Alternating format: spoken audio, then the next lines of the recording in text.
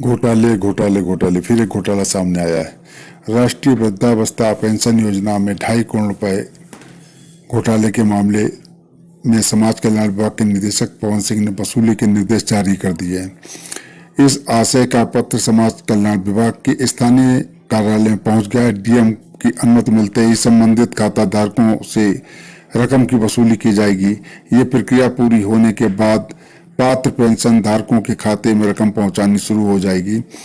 जिला समाज कल्याण अधिकारी राजेश कुमार की मिलीभगत से जालसाजों ने बुजुर्गों के खाते में हेरफेर कर दूसरे खातों में पेंशन की रकम डलवा दी थी। घोटाले का खुलासा होने के बाद समाज कल्याण अधिकारी को निलंबित कर सभी बुजुर्गों की पेंशन रोक लगा दी गई थी।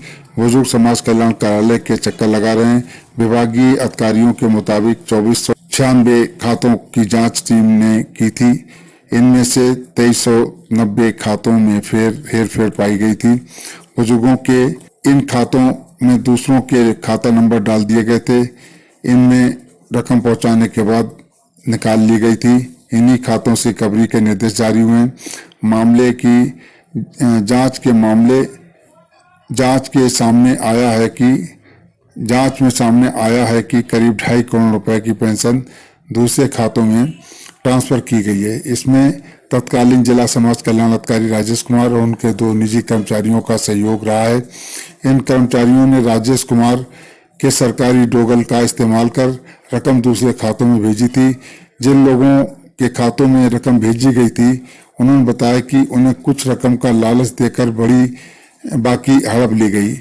इस मामले की जांच डीएम ने राजेश कुमार को आरोप पत्र दे दिया है। अब उनको स्पष्टीकरण देना है। अगर स्पष्टीकरण संतोषजनक नहीं रहा तो उनके खिलाफ बर्खास्तगी से लेकर के एफआईआर तक करवाई जा सकती और उनके खिलाफ कड़ी कार्रवाई भी हो सकती है। जिले में प्रतियोगी परीक्षाओं और त्योहारों के मद्देनजर धारा 144 लगा दी गई है। डीएम उमेश प्रताप सिंह ने बीएड संयुक्त प्रवेश परीक्षा के साथ ही अन्य प्रतियोगी परीक्षाओं और त्योहारों के मद्देनजर जिले में धारा 144 लागू कर दी है। डीएम ने बताया कि बीएड संयुक्त परीक्षा 15 जून को होगी। इसके अलावा 29 जून को ईद उल अजहा और 15 जुलाई को मुहर्रम है। लिहाजा जिले में धारा 144 लागू कर दी गई है। इस दौरान कोई आम सभा, जुलूस, प्रदर्शन नहीं किया जा सकता।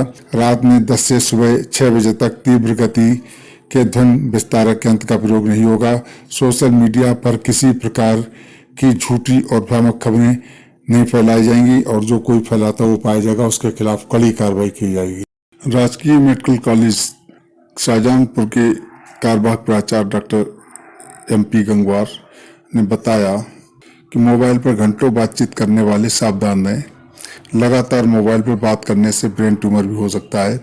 अहम बात यह है कि जिले में ब्रेन ट्यूमर का इलाज नहीं है। राजकीय मेडिकल कॉलेज में कोई मरीज आने पर उसे लखनऊ रेफर कर दिया जाता है। अधिकारियों का कहना है कि जिला अस्पताल में न्यूरो फिजिशियन या न्यूरो सर्जन का पद स्वीकृत नहीं है। राजकीय मेडिकल कॉलेज में यह पद रिक्त है।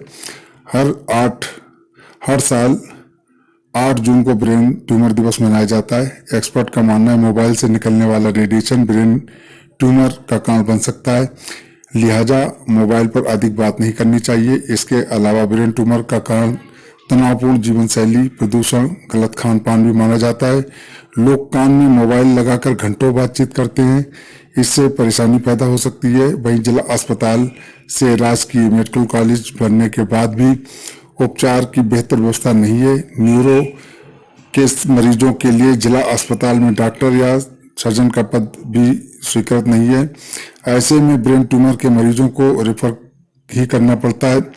राजकीय मेडिकल कॉलेज के सर्जन डॉक्टर महेंद्र सिंह बताते हैं कि दिमाग के अंदर गांठ बढ़ने से मरीजों को काफी दिक्कत का सामना करना पड़ता है। सरदर्द, चक्कर आना, उल्टी, मरीज को झटके आने लगते हैं। CT स्कैन और MRI के जरिए पहचान ट्यूमर ब्रेन की जाती है। राजकीय मेडिकल कॉलेज में इलाज की व्यवस्था न होने के कारण मरीज को हायर सेंटर के अलावा कहीं भी और इलाज नहीं मिल पाता है। गत दिवस खाद्य सुरक्षा अधिकारी ने खुदागंज बाजार में दुकानदारों से खाद्य सामग्री के सैंपल लिए।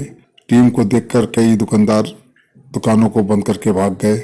बुधवार को मुख्य खाद्य सुरक्षा अधिकारी रवि कुमार शर्मा ने टीम के साथ खुदागंज में एक किराना स्टोर से पैक जूस और क्रीम का सैंपल लिए। टीम आने की सूचना पर आसपास के दुकानदारों ने दुकानें बंद कर दी। इसके चलते अन्य जगह पर भी सैंपलिंग की कार्रवाई नहीं हो पाई। खास सुरक्षा अधिकारी ने बताया कि काफी समय से नगर में मिलावटी खाद्य पदार्थों की बिक्री होने की सूचना मिल रही थी। इसके चलते अभियान चलाया गया। सैंपल जांच के लिए भेजा जाएगा। रिपोर्ट आने के बाद आगे की कार्रवाई की जाएगी। लेकिन यहाँ पर ये देखने योग्य है कि इस प्रकार की घटनाएं तो पूरे जिले में चल रही हैं और मिलावट युक्त चीज़ों की बिक्री भी धड़ल्ले से हो रही है। लेकिन खाद्य अधिकारी का ये कहना कि इस समय चल रही है, ये एक जो है कहीं सुनी बातें होंगी। ये एक रेगुलर प्रक्रिया है और इसमें रेगुलर ही सैंपलिंग होनी चाहिए, लेकिन नहीं की जाती है, जिसकी वजह से खाद्य सामग्री की गुणवत्ता बहुत ही खराब ग्राहकों को मिलती है और उनका स्वास्थ्य खराब होता है। इसकी रोकथाम के प्रयास होने चाहिए। भीषण गर्मी में सिटी बस सेवा लोगों को खूब भा रही है। लोग इन एसी बसों में सफर करना चाहते हैं, लेकिन परिचालकों की मनमानी के चलते कम दूरी के यात्रियों को इसका लाभ नहीं मिल पाता है।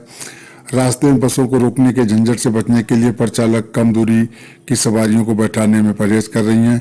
इस मामले की शिकायत सिटी बस सेवा प्रबंधक से की गई है। नगर निगम की सिटी बस सेवा के तहत 25 बसों का संचालन किया जाता है। बरेली मोड़ से जलावला रोड ब्रिज बस अड्डे से पुवाया रोड और उसके आगे तक बसों के चालक चलाया जा रहा है। हर 3 किलोमीटर के स्टॉपेज पर बसों को रोकने के निर्देश हैं, लेकिन परिचालकों की मनमानी के चलते यात्रियों को इसका लाभ नहीं मिल पा रहा है। परिचालक कम दूरी की यात्रियों को बैठाने में मना कर देते हैं। इस तरह के कई यात्रियों ने सिटी बस सेवा प्रबंधक से शिकायत की है। कांट के लिए सफर कर रहे कुछ लोगों ने बताया कि बरेली मोड़ से पिपरोला जाने के लिए बस में सवार हुए थे, लेकिन परिचालक ने जलालाबाद जाने वाले यात्रियों को बैठा लिया। कांट पिपरोला समेत अन्य स्टॉपेज के यात्रियों को बैठाने से मना कर दिया। इस तरह की कई मुसाफिरों ने शिकायत की और ये उनकी मनमानी खुले आम यात्रियों को परेशान कर रही है। आजकल मार्केट में हर चीज मिलावटी बिक रही है और खास तरीके से दूध तो बहुत ही मिलावटी बिकता है और उसकी जांच के लिए कुछ तरीके हैं जो हम आपको बता रहे हैं। दूध में यूरिया, वॉशिंग पाउडर, पानी, स्टार्च आदि मिलाकर मिलावट की जाती है। अतः जांच के लिए इलेक्ट्रोमीटर से रीडिंग जांची जाती है। अगर रीडिंग में 28 से 34 के बीच आए तो दूध शुद्ध है, किंतु 28 से कम रीडिंग आने पर पानी की मिलावट की गई है। किंतु रीडिंग बढ़ाने के लिए स्टार्च, शक्कर आदि मिला दिया जाता है। इससे दूध में आयोडीन मिलाकर गर्म करके दूध का नीला हो जाना स्टार्च मिलावट का संकेत है। यूरिया का पता लगाने के लिए परख नली में 5 मिलीलीटर दूध में 2 बूंद अल्कोहल मिलाएं। थोड़ी देर बाद दूध का रंग नीला होना यूरिया की मिलावट को दर्शाता है।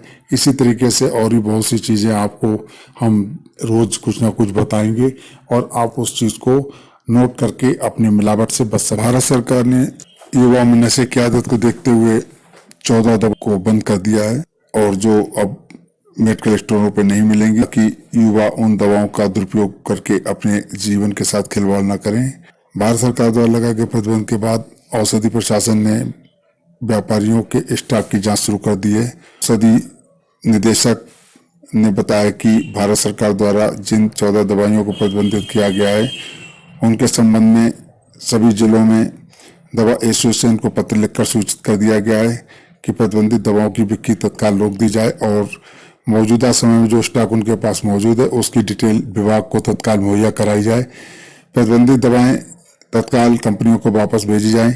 औषधि निरीक्षक सभी जिले भर के होलसेल और रिटेल दवा दुकानदारों से प्रतिबंधित दवाओं का स्टॉक शीघ्र उपलब्ध कराने को जो है निर्देश दिए गए हैं और सभी औषधि निरीक्षकों से कहा गया है कि एसोसिएशन के माध्यम से दवा दुकानदारों को सूचित कर दिया गया है कि तत्काल अपने अपने दुकानों में उपस्थित प्रतिबंधित दवाओं की स्टॉक सूची विभाग को उपलब्ध करा दें, जिसके बाद जिले भर के कुल कितना स्टॉक मौजूद है उसका आंकलन हो जाएगा और दवा विक्रेताओं से कहा गया कि वो जल्द से जल्द मौजूदा स्टॉक को कंपनी को वापस कर दें। यदि प्रतिबंधित दवा दुकानदारों द्वारा बिक्री करते पाया जाता है तो उनके खिलाफ ड्रग एवं कॉस्मेटिक एक्ट के तहत कड़ी कार्रवाई की जाएगी और जिसके लिए दुकानदार खुद ही जिम्मेदार होंगे। लखनऊ में पावर कॉर्पोरेशन में आय से अधिक संपत्ति के मामले में बर्खास्तगी की कार्रवाई शुरू कर दी गई है। एक लिपिक को बर्खास्त कर दिया गया जबकि कुछ के खिलाफ जांच चल रही है। जल्द ही कई लिपिकों और इंजीनियरों पर कार्रवाई करने की तैयारी है। विद्युत वितरण खंड एटा में तैनात राकेश कुमार शर्मा के खिलाफ आय से अधिक संपत्ति के मामले में जांच चल रही है। पुलिस महानिदेशक सतर्कता की जांच आख्या के बाद आरोपी को सुनवाई को मौका दिया गया है। जांच के दौरान आय और खर्च में करीब 12,29,000 का अंतर पाया गया। ऐसे में बुधवार को पावर कॉर्पोरेशन के अध्यक्ष एम देशराज ने राकेश कुमार को बर्खास्त करने का आदेश दिया है। बताया जाता है कि अभी कई लिपिकों और इंजीनियरों के खिलाफ जांच चल रही है। जांच टीम जल्द ही सुनवाई पूरी करने के बाद आदेश दिया गया है।